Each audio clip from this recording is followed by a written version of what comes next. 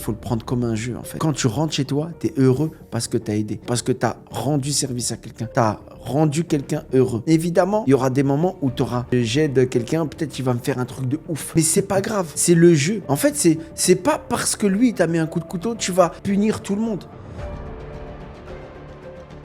J'avais 3-4 potes, ils sortaient de prison. Et je te jure, ils parlaient de prison d'une manière... J'étais jaloux, en fait. Ils étaient là, j'étais tout petit. Ouais, t'as vu, j'ai vu Nana en prison. Il m'a dit, t'as vu, il y a Ouattagan. Que des trucs comme ça. Et moi, j'étais là, je dis, ah ouais, moi, je connais pas Nana du 9-3. J'ai un ami qui travaille depuis longtemps à l'aéroport Charles de Gaulle, qui aurait pu prendre la voie criminelle et réussir dedans, mais qui a toujours choisi la voie droite. Et plus les années passaient, et plus j'étais là à me dire, lui c'est un vrai modèle. Regarde-moi le temps que je perds. Pourtant lui, il a toujours son petit salaire, sa petite vie tranquille. Et au final, tu finis par toi-même envier la vie de l'autre. Gallo, un jour, il me dit, Mourad, on va faire un truc, tu vas remplir une grosse salle. Je dis, mais Gallo, frère, j'arrive pas à remplir ma salle, là, je suis en train de remplir 100 personnes à l'Apollo Théâtre, j'arrive pas. Il me dit, on va remplir une grosse salle. Et je lui dis, quoi, tu vas me faire l'Olympia? Il me dit, plus grand. Je dis, arrête, Gallo, Zénith, plus grand. Bercy. Il me dit, non, encore plus grand. Je dis, mais t'es fou, quoi. Il me dit...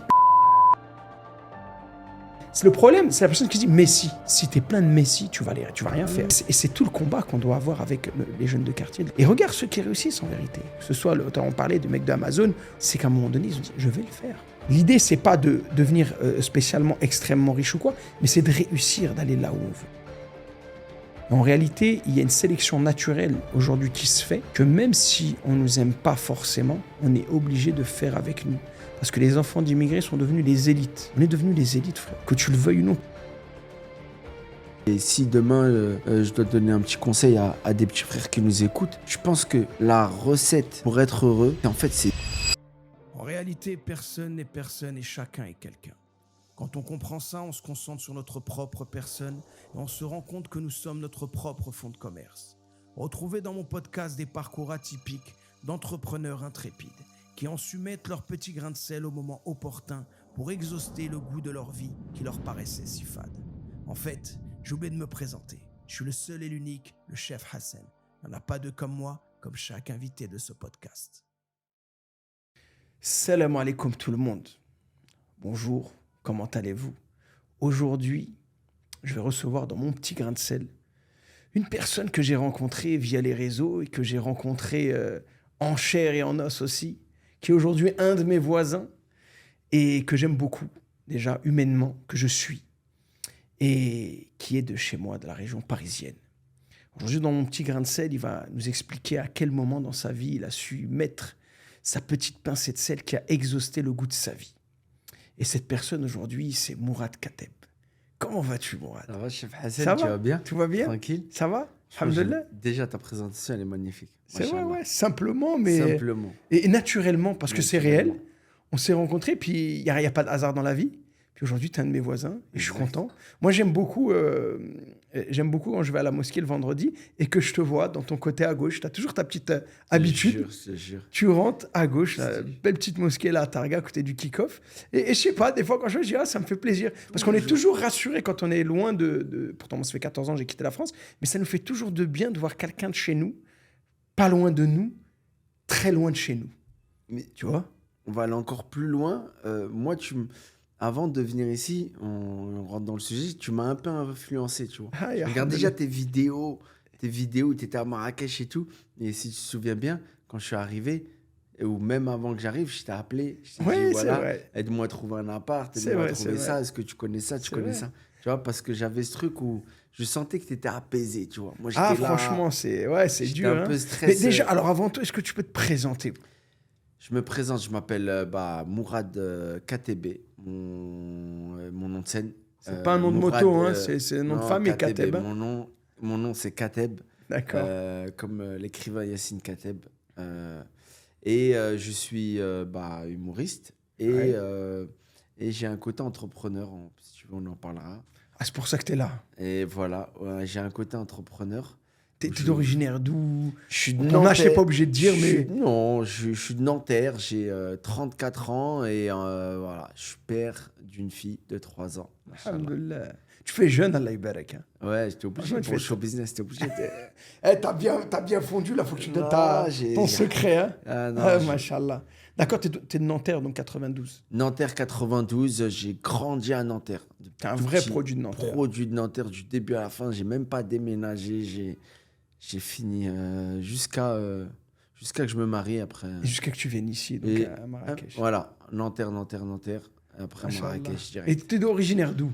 Moi, je suis algérien De quelle ville? de Khenchla. Khenchla. C'est Ah une- ouais, C'est un vrai chéoui. Ah, Chaoui des montagnes, Un vrai comme on dit Chaoui. chez nous. Ah, Khenchla est une ville connue, bon, moi, parce que je suis dans la restauration, connue pour les poulets. Donc là-bas, en Algérie, là, beaucoup de sociétés qui fournissent le poulet pour travailler dans les restaurants. Ça vient de Khenchla. Moi, j'ai beaucoup d'amis de Khenchla. Hein.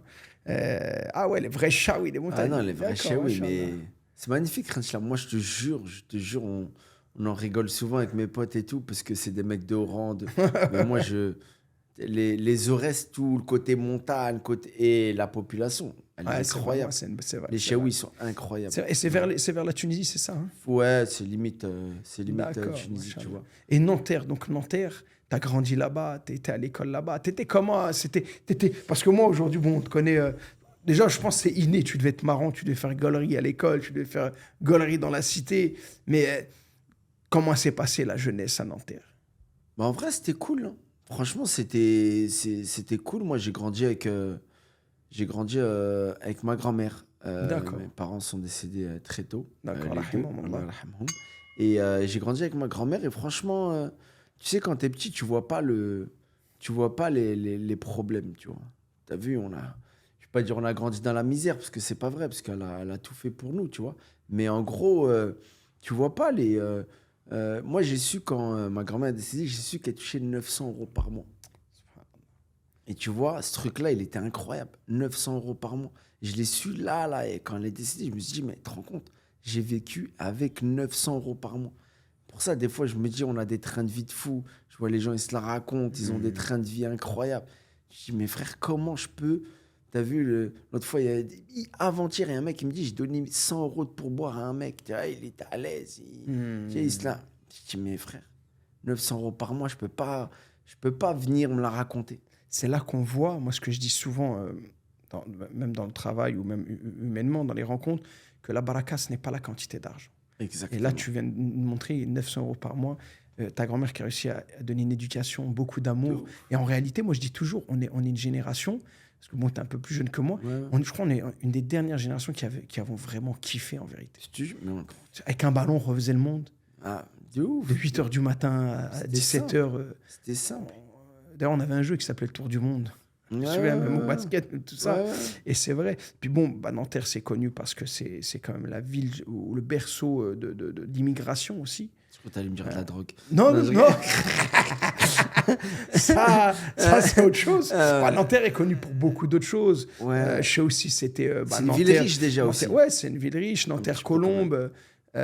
Moi, j'habitais, au 17 rue Fernand Léger, je crois. C'était au Pablo Picasso, mais Pablo du côté Picasso. beau gosse. Ouais. Dans l'Égypte, tu restais encore un petit Voilà, peu dans... c'était, je voyais les bâtiments, Hein? vaisseaux spatial un peu de loin, Ouais. mais c'était cool.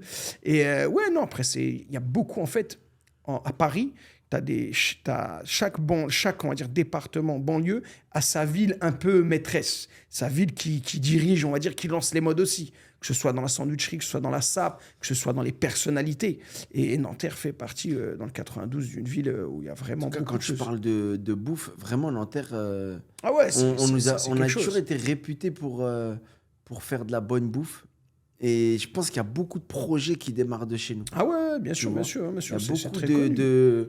dans la restauration en tout cas, dans d'autres choses c'est d'autres villes, mais dans la restauration, franchement depuis tout le temps, Ouais, Nanterre, c'est connu pour ça. sur hein, la c'est- bouffe on est pas mal. Ouais, c'est Vraiment. très bien. Et puis, moi, ce que je veux parler, parce que ça m'a beaucoup touché, c'est Ziva, Ziva, ouais. l'association. Comment tu tombes dans le monde associatif? À quelle période? À quel moment? Bah, en fait ça fait lien avec ce que je viens de te raconter un petit peu avant. J'ai grandi avec ma grand-mère et en bas de chez moi il y a une association, tu vois. Et ma grand-mère, elle avait le côté paternel, il était compliqué, tu vois, parce qu'on commençait à grandir et elle pouvait pas tout gérer, tu vois.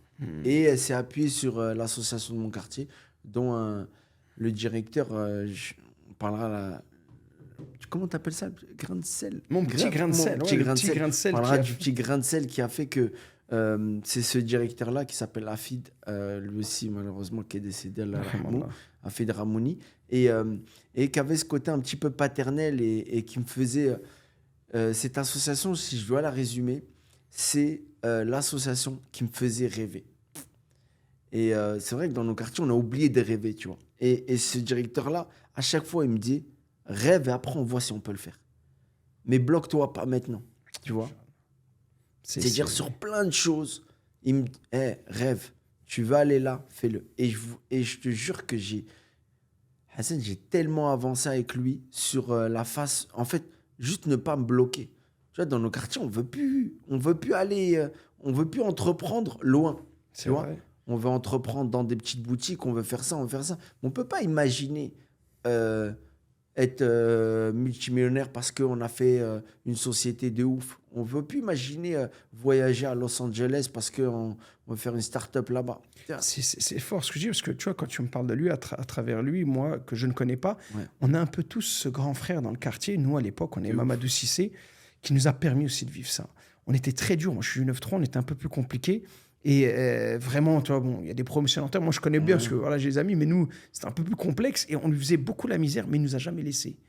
Et lui nous a permis de rêver en nous sortant du quartier. De ouf. Il nous emmenait dans le sud de la France. On faisait n'importe quoi, mais il nous laissait jamais tomber. Et c'est pareil, c'est cette personne qui, moi, m'a permis de pouvoir oser penser, sortir des frontières et de rêver. Et aujourd'hui, malheureusement, tu as dit une chose aussi qui est qu'aujourd'hui, vraiment, le rêve, on est cantonné, ça s'est encore plus étriqué. Tu sais, moi, je passais dans mon quartier comme ça, je voyais toute cette résidentialisation qui a été faite de barrières pour fermer les quartiers, pour enclaver encore plus, qui était censée rapporter de la paix et puis de la sécurité, qui en réalité n'est que de la ghettoisation et de la prison à ciel ouvert. Et ça me ramène à la deuxième chose que je disais. Pourquoi aujourd'hui, dans nos quartiers, on va prendre en exemple de réussite Pablo Escobar, El Chapo, bon pour notre génération plus le mythe de Scarface, et toute cette voyoucratie qui ont réussi entre guillemets financièrement, mais finalement rien du tout, alors que de l'autre côté, on va parler de plus grosses fortunes. On va parler de Elon Musk, de Steve Jobs, de toutes ces personnes-là, de Jeff Bezos. Pourquoi cette jeunesse ne va pas fantasmer sur des plus gros milliardaires? Bon, nous, on sait très bien, on n'est pas là pour faire apologie de l'argent, de la réussite par la monnaie et du capitalisme, mais on va parler concrètement, parce que c'est une chose qui existe. Hein. Tu vois, tu l'as dit, on n'osait même pas, mais si on osait penser à devenir millionnaire, c'était par un chemin erroné, qui sont ces exemples. Moi, aujourd'hui, je veux dire aux jeunes, d'accord, tu veux qu'on parle oseille, tu veux qu'on parle genre, tu veux qu'on parle réussite mondaine et trucs, arrête de me parler de gens là, de gens qui sont dans des trucs qui détruisent la société, et ben vas-y, rêve plus grand. Rêve Jeff Bezos, rêve Steve Jobs, Bill Gates, rêve milliardaire. Ils n'ont pas vendu de drogue. Même s'ils font des choses aujourd'hui dans les théories du complot, moi je rentre pas dedans, mais avec de la tech, avec du service, ils sont devenus multimilliardaires. Donc, s'il te plaît, abandonne-moi ces idées à 2 balles, à de millionnaires à 2 balles qui ont réussi dans de la drogue et dans de la bêtise. Et s'il te plaît, vois plus grand. Pourquoi on est cantonné justement à cette chose-là, que si on doit rêver ou fantasmer, ça va être sur des modèles négatifs. Tu vois, moi, c'est ce que ça m'a inspiré quand tu me parles de ça. Ouais. Moi, en fait, là, moi, je pense que tu parles beaucoup de ma génération et ta génération. Je pense que les jeunes d'aujourd'hui, en fait, ils ont beaucoup plus d'exemples, même dans nos quartiers. Tu vois, je pense qu'avant, les exemples, comme tu dis, on avait des vendeurs de drogue, des footballeurs, des artistes. Et c'est, pour les footballeurs et les artistes, ça peut être des exemples. Ouais. Les vendeurs de drogue, non. Mais je pense que maintenant, il y a beaucoup de... on rentre dans une vague où les entrepreneurs, ils commencent à briller. Tu vois, dans nos quartiers, je pense. Hein. Tu vois, je pense que on commence à briller. Moi, dans mon quartier, j'ai des gros avocats qui ont qu'on fait des gros dossiers, tu vois, qui sont connus. D'accord, mais moi, je vais me faire avocat du diable, comme on dit. Ouais, Hein. vas-y. D'accord, mais c'est à quand, malheureusement, bon, on connaît tous nos frères rappeurs, des grands rappeurs, des gens qui... À quand un rappeur va rapper et au lieu de dire El Chapo, Pablo Escobar, il va dire Steve Jobs, Jeff Bezos, et que ça va être un Mais exemple. ça va jamais marcher, ça. Ouais, ça Ça va jamais C'est marcher. ça que je t'explique. C'est Genre, malheureux. même si aujourd'hui, pourquoi ce n'est pas le... On parle de fantasme mondain, Oui. alors que moi, on cautionne pas ça, on connaît nos convictions, mais si on parle de ce sujet-là qui est indéniable et qui est dans la bouche de tous nos jeunes, de nos enfants, etc., pourquoi ne pas arriver dans ce fantasme-là? Demain, un rappeur qui va venir, qui va dire « Oh ouais, tata, pourquoi il y a ce fantasme-là » Est-ce qu'on est vraiment bon à être cantonné que dans ces cases-là? Bah oui, mais non, on n'est pas bon. C'est juste que quand on est bête, quand on est petit, on est un petit peu bête en vrai, tu vois. Ouais. On est là, on veut rêver de, tu vois, même moi aussi, tu vois, El Chapo, El Pacino, c'est les trucs. On a tous regardé Moi, ces je trucs. raconte souvent, je dis à des potes, moi, j'avais 3-4 potes, ils sortaient de prison, et je te jure, ils parlaient de prison. Moi, j'ai jamais fait de prison de ma vie. Alhamdoulilah. Alhamdoulilah. Ouais. Et en fait, je voyais qu'ils parlaient de prison d'une manière, j'étais jaloux en fait, t'as vu? Ils étaient là, j'étais tout petit, ouais, t'as vu, j'ai vu Nana en prison, il m'a dit, t'as vu, il y a Boitagan, que des trucs comme ça, et moi j'étais là, je dis, ah ouais, moi je connais pas Nana du 9-3, tu vois, et j'étais dégoûté parce qu'ils avaient un réseau de nuls qui faisait, mais maintenant, je te jure, ces mecs-là, tu vois, je les vois, c'est eux, ils sont dégoûtés de peut-être de sûr, ma bien life sûr, à bien moi, sûr, tu vois, bien sûr, bien et sûr. je vois dans mon quartier comment les mecs, ils m'ont fait rêver, comme tu dis, ils m'ont fait rêver devant des mecs de mon âge, qui étaient là, financièrement, ils étaient allés, ils achetaient des voitures, des Audi. T'es là, tu rentres chez toi, financièrement, c'est compliqué. Tu décides d'aller voir une asso qui va dire, attends, on va aller faire du poney. Tu dis, mais lui, le mec, il est en TTR 90, mais moi, je vais faire du poney, j'ai payé 2 € et 2 tickets. Tu viens, t'as dit, il avait une vie de ouf, et tu te rends compte qu'en fait, tu vois, ma grand-mère, je dis ma mère parce que je la considère comme ma mère. Ma mère, elle était là en train de me dire, va dans cet assaut, je fais ça, va, t'inquiète, elle me poussait. Le directeur, il me ramenait avec lui. Je dis, mais il me ramène où? Mais c'est pas ça que je veux, moi je veux être à la cité, je veux ça. Et en fait, ça a payé, tu vois. Ça a payé parce que j'aime pas me jeter des fleurs, mais je vois la différence, la richesse que j'ai eue par rapport à plein de gens de mon quartier, qui fait que, en fait, j'ai rencontré plein de gens. Tu vois, j'ai rencontré des gens de partout, beaucoup plus vite. Et mon cerveau, il a été actif beaucoup plus rapidement. Et tu vois, et c'est ça qui fait que c'est enrichissant, en fait. Et tu as dit une chose qui est importante, parce que moi, malheureusement, alhamdoulilah, c'est un parcours de vie, j'étais de l'autre côté. Et c'est vrai que quand tu es en prison et que tu réfléchis, et tu penses, en général, ceux qui t'aident, à part ta famille, c'est un ami. Moi, d'ailleurs, j'ai un ami qui travaille depuis longtemps à l'aéroport Charles de Gaulle, qui aurait pu prendre la voie criminelle et réussir dedans, mais qui a toujours choisi la voie droite. Et plus les années passaient, et plus j'étais là à me dire, lui, c'est un vrai modèle. Regarde-moi le temps que je perds. Pourtant, lui, il a toujours son petit salaire, sa petite vie tranquille. Et au final, tu finis par toi-même, comme tu disais, envier la vie de l'autre. Bah oui. Et au bout des années, celui qui a été droit, moi, je sais que c'est un gros combat pour moi. C'est un combat de revenir sur les rails de la vie normale. Parce que c'est ça la vraie réussite. Et ensuite, pour faire la transition qui est magnifique, c'est sur le réseau. Moi, quand je te vois, justement, sans te connaître plus, moi, j'analyse, j'ai l'impression que, voilà, Mourad, c'est une personne qui a un recul, qui a un grand réseau, qui connaît beaucoup de choses, qui connaît beaucoup de personnes, et qui, en fait, peut être un lien, et qui est déjà un lien, je pense, dans pas mal de choses, et qui sont, en vérité, les personnes, sans te jeter trop de fleurs, qui apportent vraiment cette richesse dans la diversité, comme ils appellent en France. Pas trop ce mot, mais en fait, un mec comme Mourad, alors aujourd'hui, est-ce que tu vas me confirmer ça, que sur le réseau, en étant une personnalité publique, parce qu'on t'a vu, on te connaît, on voit ta tête, on sait que voilà, tu as une tête de déjà vu, c'est-à-dire, tu vois, voilà, je te connais. Tu vois, on peut te dire peut-être, incroyable. même si tu es dans l'humour, on va dire, je t'ai déjà vu, je crois à toi, tu as joué dans une série à TF1, non? Tu vois, voilà. Tu sais, la plus grosse truc, c'est un mec qui m'a dit, il a juré que j'étais avec lui en cellule, en prison. m'a dit, frère, il y a 10 ans, t'étais avec moi aussi. Je dis, mais frérot, j'ai jamais fait de prison. Je te jure, il insiste. Il me dit, arrête de... Et en fait, j'étais avec quelqu'un, Zama, tu vois, un blanc. C'est-à-dire qu'il me dit, ah, Zama, tu veux pas le dire devant ton pote? Je dis, eh, frérot, je te jure que jamais été. Il insistait de ouf. C'est-à-dire, je ressemble, subhanallah, je ressemble à tout le monde. t'as une tête de déjà vu.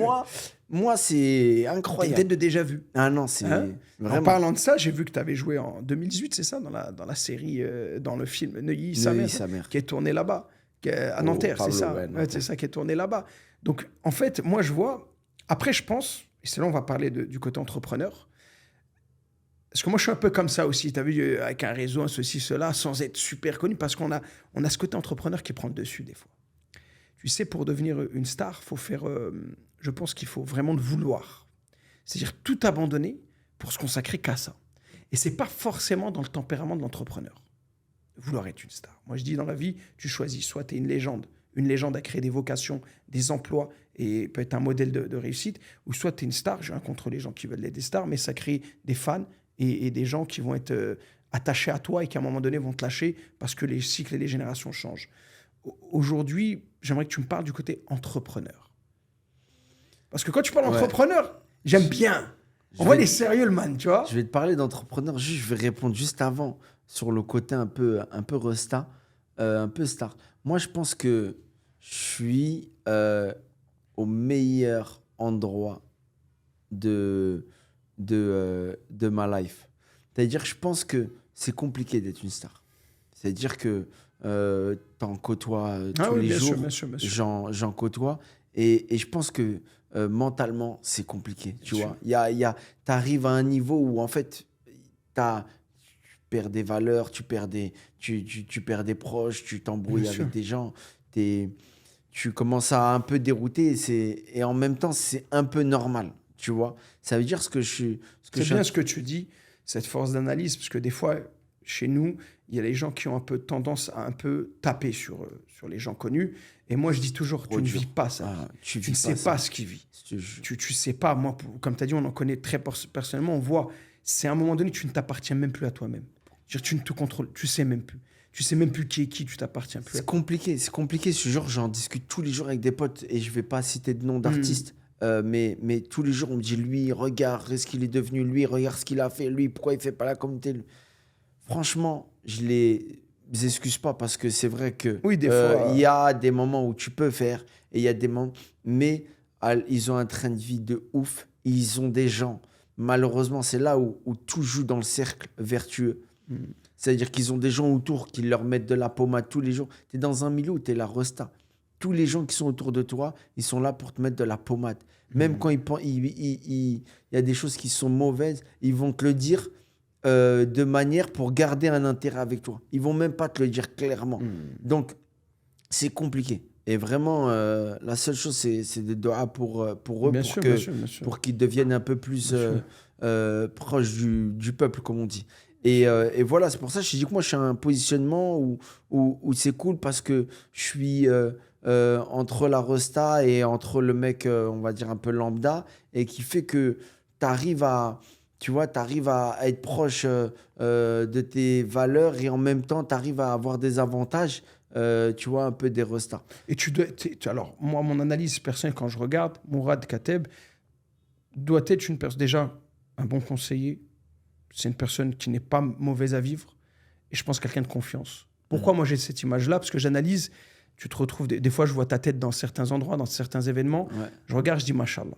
Si le frère, il est là, alors que même ça n'a rien à voir avec lui, ou qu'il ne l'ait pas mis en avant, il est là. Donc c'est quelqu'un, à un moment donné, il a pris son téléphone. À moins que tu es un ouf et que tu t'incrustes, et qui a pris son téléphone, qui dit, Mourad, il y a en a ça. beaucoup comme ça. Tu vois, non, je pense que si tu serais comme ça, on le saurait. Ouais, Mais je pense que voilà, il y a quelqu'un à un moment donné qui prend son téléphone, qui a envie que Mourad y soit là. Qui dit, Mourad, voilà, il y a tel événement, il y a tel truc, parce que des fois, voilà, tu peux être un bon conseiller, ou à moins que tu hagardes tout le monde, et je ne suis pas au courant. Je rigole. Tu vois. Bah, c'est Donc, un peu... c'est un peu tout ça.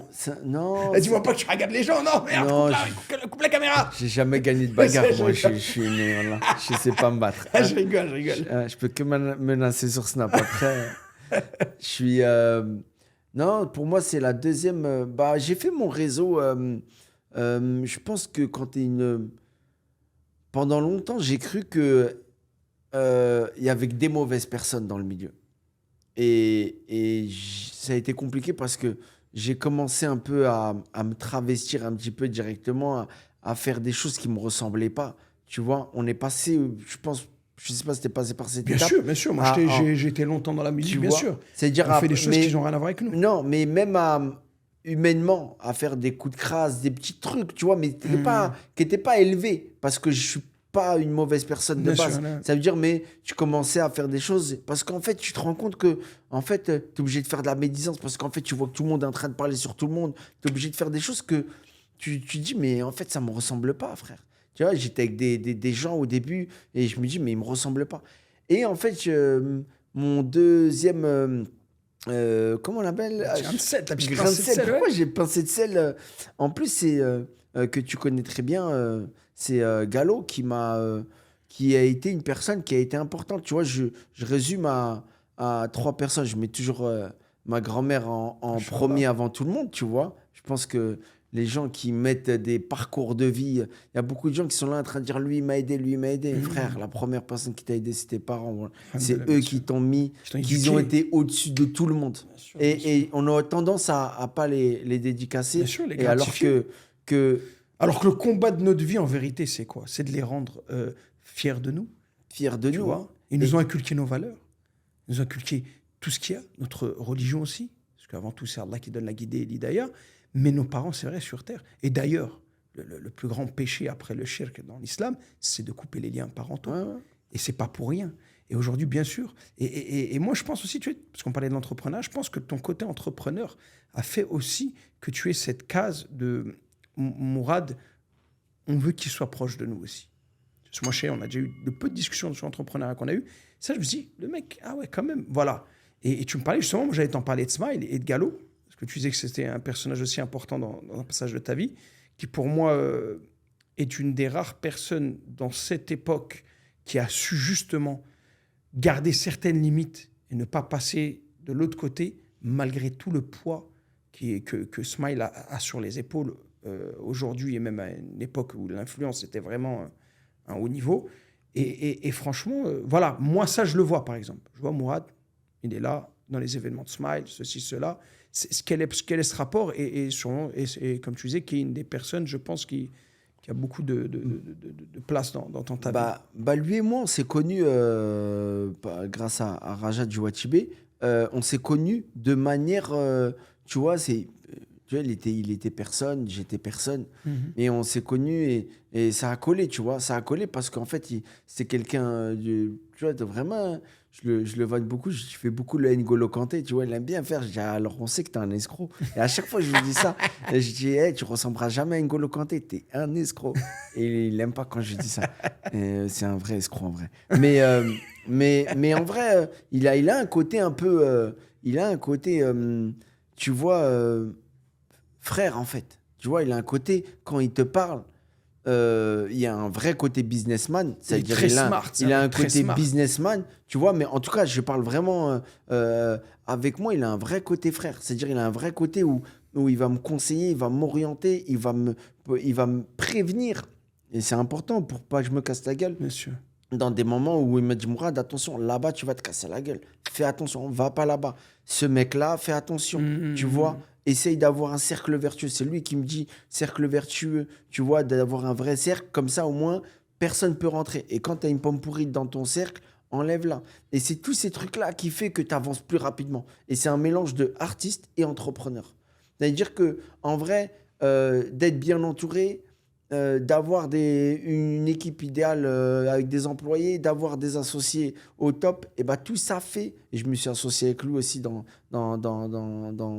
des restaurants, tu vois, il m'a vraiment appris de ouf. Il m'a appris à prendre du recul, à choisir ses combats.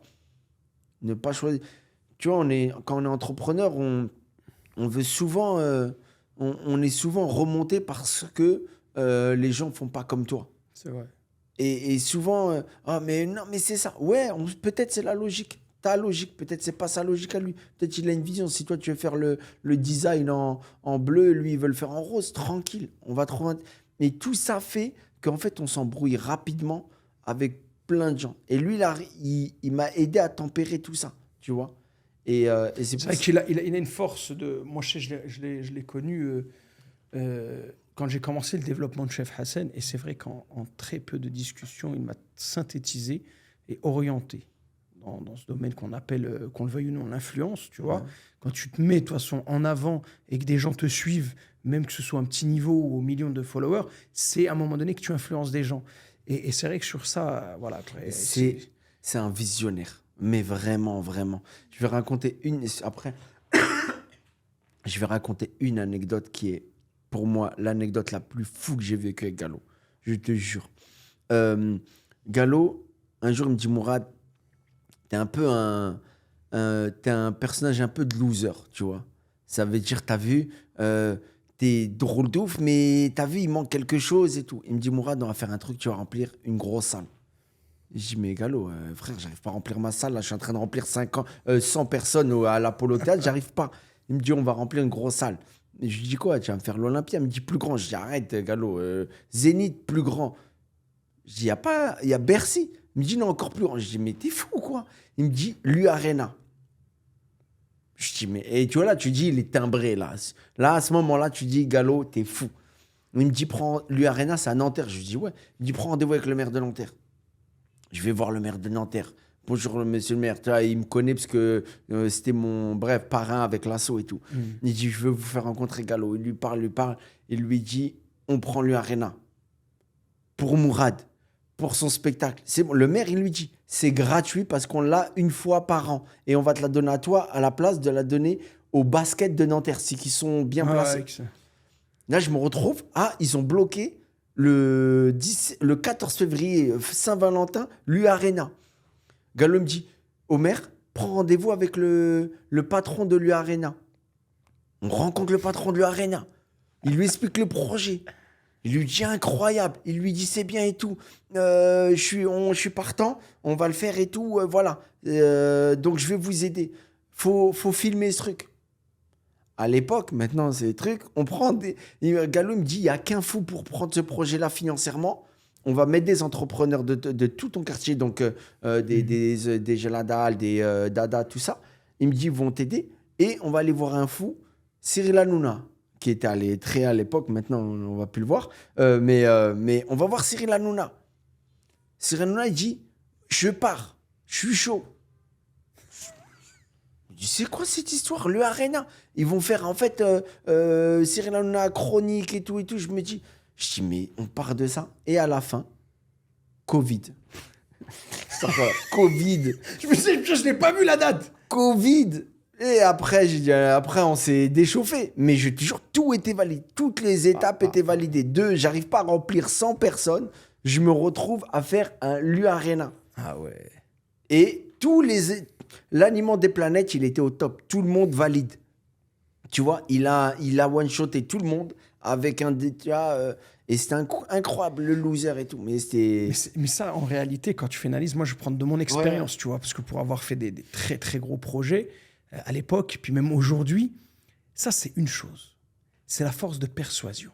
Ah ouais. Tu vois, moi, des fois, il y en a, ils m'appellent, je te prends en parallèle, ils me disent, ouais, mais lui, comment il a fait pour faire ça? Mais lui, comment il a fait pour faire ça?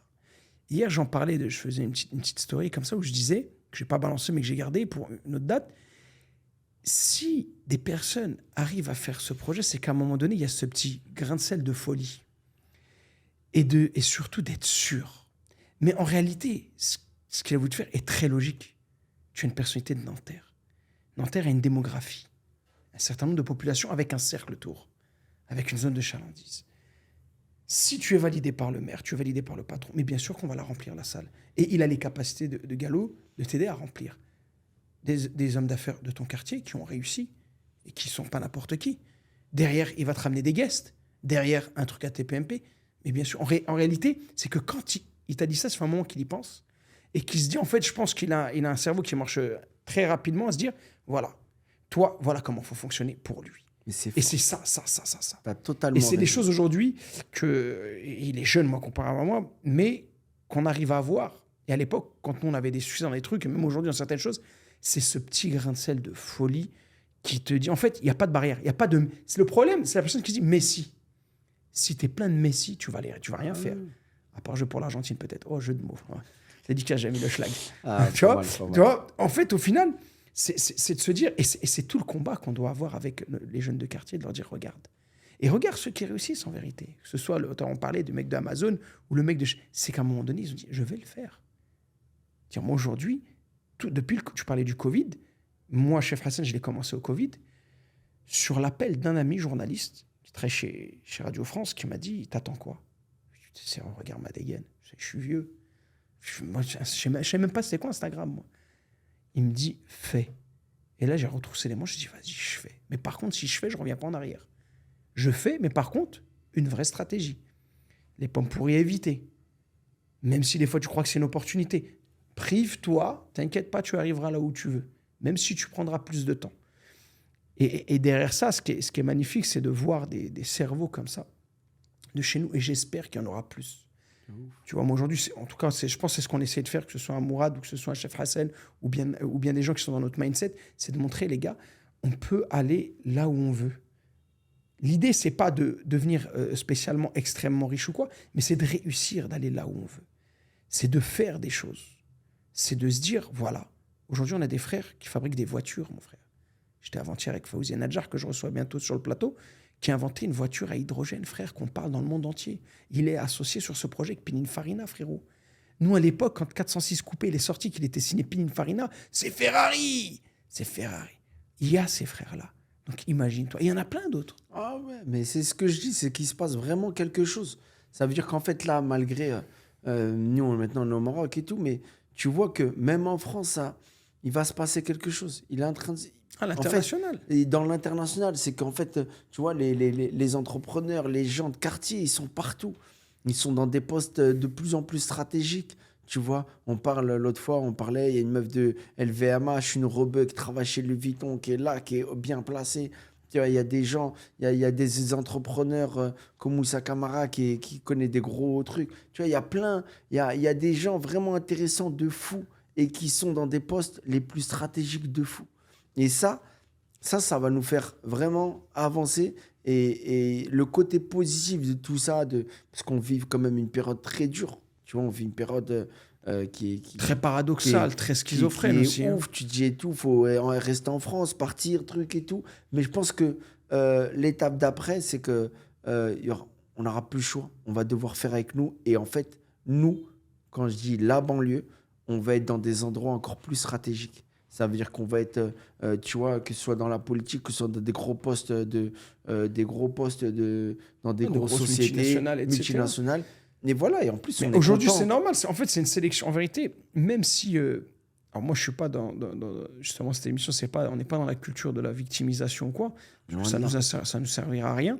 Mais en réalité, c'est toute cette génération qui a dû redoubler d'efforts, faire plus que les autres, aller plus loin, se manger des embûches, se manger des chaos des fois. On a dû se relever. Et en réalité, il y a une sélection naturelle aujourd'hui qui se fait, que même si on ne nous aime pas forcément, on est obligé de faire avec nous. Parce que les enfants d'immigrés sont devenus les élites. On est devenus les élites, frérot. Que tu le veuilles ou non, quand tu as dû redoubler d'efforts, souffrir en silence, ne pas avoir le temps de pleurer et d'avancer et de faire, en réalité, demain, j'en suis sûr que si demain, Mourad Kateb, je le mets dans un poste pour me parler d'humour, tu vas pouvoir me faire une analyse sur ce métier-là et sur ce milieu-là qui sera meilleur que n'importe quel mec aujourd'hui assis sur la chaîne Comédie. Je ne sais pas si c'est encore cette chaîne, mais pourquoi ? Parce qu'on a dû manger, bouffer 2 fois plus de galères et d'analyses pour pouvoir aller là où on veut. Et ça, c'est comme ça. Ils ne pourront pas faire autrement. Moi, je suis toujours les enfants d'immigrés sont l'élite. Et aujourd'hui, on sort de la France, on bouge, et ça nous permet de nous rassurer, de le comprendre. C'est pour ça que moi, je conseille beaucoup les frères et les sœurs, bougez. Sortez. T'arrives pas, tu veux être une des élites. Tu es une élite, mais bouge un peu. Tu verras. Et la France finira par t'accepter. Moi, je l'ai vu juste sur mon cas personnel. Je suis un mordu de gastronomie. Depuis que j'ai 14 ans, je suis dans la cuisine. J'ai fait des diplômes, j'ai galéré, j'ai fait des restaurants étoilés. J'ai fait vraiment... Mais on ne me donnait pas ma place. Il a fallu que je bouge, réussir à l'étranger, pour qu'aujourd'hui, on m'accepte. Tu vois, et te retrouver dans des choses. Et aujourd'hui, il y a plein de choses à faire et c'est à bien l'étranger. bien sûr, c'est bien de le souligner. Et surtout que voilà, on est les meilleurs. Parce qu'on donne le meilleur de nous-mêmes. Exactement. Tu vois, et on est engagé, Moi, franchement, c'est une chose aujourd'hui qu'il faut vraiment partager pour motiver. Parce que si on ne partage pas, on ne va pas motiver. Tu vois, et voilà, après, on connaît des choses, des problèmes. Moi, il y a une chose pour faire une transition, il y a un truc que j'aime beaucoup chez toi, c'est l'engagement. Tu sais, des fois, moi, je te regarde, ça me motive aussi. Parce que je regarde, je dis, regarde, petit frère, machin, il est engagé. Que ce soit avec ce qui s'est passé à Nanterre, je ne suis pas là pour en parler ou développer, et que la mort du petit Naël, rahimallah, qui était un recommencement de chez nous à l'époque, le petit Bounaziyed et le petit Laramine et Mohsin à Villers-le-Bel. J'ai vu, j'ai dit, quand même, le frérot, machallah. Tu vois, alors que c'est une période où on aurait pu se dire, ouais, le frère, il est avec telle personne. Non, il ne va pas être engagé. Sur ça, moi, j'aime beaucoup ton côté engagé. Comment tu fonctionnes sur ça? Tu réfléchis pas. Des fois, je vois qu'il y a des émotions aussi. Si, sur la partie engagée, comment tu pourrais me définir ta façon, ta vision, en fait? Bah, franchement, en fait, j'ai toujours été engagé. Toujours été engagé parce qu'en fait, je me suis toujours... quand dans cet assaut, elle a tellement fait cet assaut pour moi. Ziva. Vraiment, Ziva. Ouais, l'association Ziva, elle a tellement fait pour moi. Et on donne pas assez de lumière aux associations. Je te jure que, frère Ziva, je sais même pas comment je peux les remercier, tu vois. Je considère que c'est un parent, Ouais, tu vois. Ça veut dire que cet assaut, le directeur qui s'appelle Mamadou, ils ont toujours été là, mais pour moi, à des moments où j'en avais besoin. Ils m'ont aidé, fait rêver. Ils ont fait un milliard de choses. Et qui fait que pourquoi je suis engagé? Parce que je me suis dit, je pense, j'ai passé une étape où je suis un peu sorti de mon quartier. Je suis un peu, on va dire, j'aime pas dire ça, privilégié et un peu stable financièrement. Ouais. Et tu vois, ça me fait du bien en fait. Bien sûr. Et pourquoi? Parce que revenir à la réalité.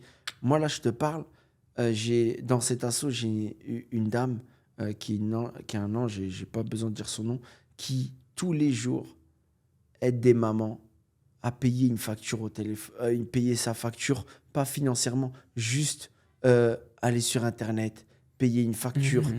C'est des trucs qui pourrissent la vie. Et pourquoi j'ai déménagé de France? Et je dis toujours la boîte aux lettres. Tu vois, je te jure, si tu me dis pourquoi tu as déménagé et pourquoi tu es venu au Maroc, j'ai déménagé, j'en avais marre de la boîte aux lettres. Tu vois. Et bref, pour revenir là, tu dis ça. Ouais. Moi, bon, j'ai vécu 7 ans avant en Algérie et c'était mon principal argument que j'utilisais pour dire aux gens, barrez-vous. Et toujours quand j'avais un pote ou un truc qui me parlait, la boîte aux lettres. Ouais. Voilà, je dis toujours la boîte aux lettres. Et qui est un vecteur de stress dans la société française qui est vraiment hardcore. Et ça, mais c'est très bien. Moi, je kiffe parce que voilà, je vois que t'es sincère. Tu sais, moi, quand je te voyais dans la rue où ça brûlait à Nanterre, tu pouvais ne pas y être. Tu pouvais dire, ah, moi, voilà, j'ai mon petit confort à moi, mais non, tu y allais. Tu dis aux jeunes, évitez ça. Voilà. En fait, t'avais quand même une partie de rage qui était compréhensible. C'est normal. On est des jeunes de quartier, t'as grandi là-bas. Ça touche, je le vois aussi là, ça touche. C'est normal, mais tu le faisais. Et tu sais, moi, c'est dur ce que je vais te dire. Mais ça peut être une des causes de non-réussite. Quand t'es trop vrai, à un moment donné. De ouf. C'est ce qui fait que, en réalité, ce côté loser n'est pas un côté loser. C'est un côté trop real. Et tu sais, moi, par exemple, à l'époque, c'était un truc où je regardais, j'analysais, parce que j'ai participé à des très gros projets, on a fait des grosses réussites, mais jamais sur moi-même. Et à un moment donné, j'ai analysé. En réalité, c'est quand tu es trop vrai. Tu es trop real. Il y a un moment donné où il y aura un choix à faire que tu ne feras pas. Pour passer de l'autre côté de la starification, de la réussite, on va dire. Voilà. Pas financière, parce que financière, tu peux réussir sans être connu. Et en fait, moi, quand je vois ça, je regarde, je dis, bah, bien sûr. Mais bien sûr que le frère, on ne va pas le mettre dans ça ou ça, même s'il est le plus marrant du monde, ou même s'il est le meilleur, parce qu'il est trop vrai. Mais en réalité, c'est la plus grande richesse. Parce qu'arrivé à un moment donné, c'est aux gens trop vrais à qui on revient. C'est aux gens trop vrais à qui on se réfère. Par contre, là, le conseil que je donne, moi, beaucoup, c'est quand tu es comme ça, c'est apprends à capitaliser, par contre. Que ce soit capitalisé par réseau, capitaliser pour le bien de notre communauté, capitaliser financièrement, capitaliser dans le respect. Et en fait, c'est cette étape-là qu'il faut maîtriser. Parce qu'il y en a beaucoup qui sont trop vrais, à qui on revient, mais qui ne gagnent rien. Ni respect, ni réseau, qu'on saute toujours, qu'on met toujours sur le côté. Et à la fin, t'es là. Et c'est dangereux parce qu'au final, ces personnes ne finissent par ne rien faire. Prendre un CDI, rentrer dans leur vie et dire c'est bon, j'ai assez donné, je n'ai pas eu en retour. Mais en réalité, c'est là où il faut être un loup, il faut être technique pour capitaliser cette chose-là. Pas forcément en numéraire, mais capitaliser. Et moi, c'est mon analyse, en tout cas personnelle. Mais je vois que tu arrives bien à gérer et que tu comprends surtout. Et aujourd'hui, c'est de se dire, bon, d'accord, il y a tous ces éléments-là. Ma place, elle est là. Et de le montrer. Parce qu'en réalité, tu es ni plus ni moins qu'un leader et un conseiller. Et je pense, de toute façon, avec la maturité, tu vas le comprendre. C'est un problème aussi, on a un problème français aussi. On a un problème français, c'est qu'on ne veut pas... Moi, je le vois depuis 14 ans que je vais à l'étranger. Je me suis beaucoup inspiré des Américains, des frères de la communauté américaine, des Afro-Américains et tout ça, que je connais, que ce soit Napoléon, qui est l'ancien rappeur du groupe Tupac, que ce soit, j'ai mon pote Tarif Michael, qui est le général manager du Wu-Tang, je vois leur façon de faire. Il faut s'imposer des fois. Il faut être conscient de ce que tu es. Mais en France, on a un problème avec ça. Tu vois, demain, dire, ouais, écoute frérot, moi je suis là, je t'apporte ça, j'apporte ça dans la société, j'apporte ça dans notre cercle. Comment je capitalise ? Quel plan tu me donnes pour l'association Ziva ? Quel plan tu me donnes pour vivre bien ? Quel plan tu vas me donner pour ça ? Et c'est là où il y a le plus dur. Et je pense qu'à un moment donné, voilà, toi, tu es dans ce pivot-là. En tout cas, moi, quand j'analyse, je ne pense pas me tromper. C'est pour ça que moi, je t'invite, parce que je sais aussi l'importance qu'une parole d'un Mourad Kateb peut avoir pour quelqu'un qui va se voir en toi. Parce qu'en réalité, il y a plus de Mourad Kateb et plus de Chef Hassan que de stars. Exactement. Et ces gens-là, on doit leur donner de la confiance. On doit leur donner du courage, parce que Wallah, c'est ces gens-là qui aident le plus la société. C'est ce mec-là qui est Mourad, qui va te parler de cette dame qui aide des mamans à payer en ligne parce qu'on est dans le monde de la digitalisation aujourd'hui et que c'est très compliqué. C'est cette personne-là qui va être le plus intéressant. Et c'est pour ça, au même titre, qu'on ne va pas aider forcément ces gens-là. Tu vois, moi, depuis tout à l'heure, tu me parles et j'analyse, je me dis, en réalité, ça me confirme qu'une chose, c'est, tu vois, par exemple, à l'époque, il y avait des associations comme Ziva, par exemple, à laquelle on ne va pas forcément donner les moyens. Parce qu'en réalité, cette association résout les problèmes. Mais si on résout les problèmes, le fonds de commerce de la politique, c'est quoi ? C'est la misère. Mais si Ziva va résoudre les problèmes, on n'aura plus besoin de... On leur donne des crottes de nez, histoire de... Donc on va aller chercher plutôt des coquilles vides. C'est tout arrivé dans les cités. Ouais, mais pourquoi ? Eux, c'est pas les vrais mecs de la cité. C'est pas les vrais mecs de la cité. Pourquoi on aide ces gens-là ? Parce que ces gens-là, je n'ai rien contre eux. Mais comme ils ont moins de résultats, eh ben on stabilise les budgets à l'année. On stabilise la non-réussite. Et au final, on va mettre de côté. Mais alhamdoulilah, moi j'aime beaucoup, tu m'as donné beaucoup d'espoir en parlant, c'est qu'aujourd'hui, eh ben, il y a des gens qui font. Et moi, je suis content quand je vois que tu me donnes du courage. Franchement, tu me donnes de l'espoir. Et du courage quand tu me dis... Franchement, t'es un des rares que tu me dis, la jeunesse, t'es fou. Elles comprennent plus de choses. Elles ne sont pas de notre époque. Et j'espère, et moi, pourtant, je suis quelqu'un de très optimiste. Et sur ça, voilà. En tout cas, moi, c'est ma petite analyse sur cette chose-là, dans ce sujet vraiment d'engager. Non, je pense que pour l'engagement, c'est... Je pense que les gens vont s'engager de plus en plus. Et c'est bien de montrer ça. C'est bien ce qu'on est en train de faire. Et si demain, je dois donner un petit conseil à des petits frères qui nous écoutent, je pense que la recette pour être heureux, c'est d'aider. Quand tu aides, et c'est ce que je disais avec un pote à moi hier, parce que en fait il aide quelqu'un, il me dit regarde, on m'a mis un coup de couteau, je l'ai aidé, j'ai fait ça. Mais je dis mais en fait, t'as vu, il faut le prendre comme un jeu en fait. Aider, c'est quand tu rentres chez toi, t'es heureux parce que t'as aidé. Déjà parce que t'as rendu service à quelqu'un, t'as rendu quelqu'un heureux. Et évidemment, il y aura des moments où t'auras quand j'aide quelqu'un, peut-être qu'il va me faire un truc de ouf. Tu vois, Gallo, je lui ai tendu la main au tout début en lui faisant des petits détails tout bêtes. Peut-être que je l'ai aidé à faire les courses. Mais il m'a aidé fois 8 après. Et il y a d'autres gens qui j'ai aidé à faire les courses et ils m'ont mis un coup de couteau. Mais c'est pas grave, c'est le jeu. En fait, c'est pas parce que lui, il t'a mis un coup de couteau, tu vas punir tout le monde. Faut juste le prendre. Moi, je le prends comme un jeu. Tu m'as mis un coup de couteau, c'est pas grave. Là, on serre la main, c'est Bien fini. sûr, Plus ouais, tard, tu non, tu fais- vas pas me serrer la main. ouais, non, Non, je rigole. je t'ai pas mis de coup de couteau. Non, non. Je suis resté dans le Tu vois, contexte. là, non, mais parce qu'on va en parler après Non, ce que non, tu bien m'as sûr. fait. Non, mais voilà, tu Non, vois. bien C'est sûr. pour ça que je te dis, tranquille. Et il faut être détente, il faut aider les gens. C'est la chose la plus importante, pas la plus importante, mais c'est quelque chose de très important d'aider les gens, de rendre heureux des gens. Tu marches dans la rue, t'es l'homme le plus heureux et tu te sens important. Et tu Et tu m'inspires, vois- ça donne envie de dire aider les autres, c'est s'aider soi-même en fait. Exactement, c'est exactement, t'as résumé en une phrase et c'est ça qui est important, tu vois. Et c'est mortel parce que c'était la transition de la fin. On arrive à la fin. J'allais dire, donne un conseil à un jeune comme si c'était toi. Tu Ouais, l'as d'accord. fait instinctivement et je te remercie. On Merci. arrive. Voilà, c'était magnifique. J'ai même pas vu le temps passer. Ouais. Et en tout cas, voilà, le but de cette émission, je dis toujours, c'est pas de faire des millions de vues, mais c'est que ce soit qualitatif pour les gens qui vont voir cette émission. Et que aujourd'hui, ce qu'ils vont prendre de positif et le transformer dans la réalité, eh ben, qu'on soit cette cause. Et qu'on le trouve dans notre panier le jour où on en aura besoin. En tout cas, merci à toi, Mourad. Voilà, ça m'a fait plaisir. Merci Et beaucoup. puis, c'était un bon échange, plein de sincérité.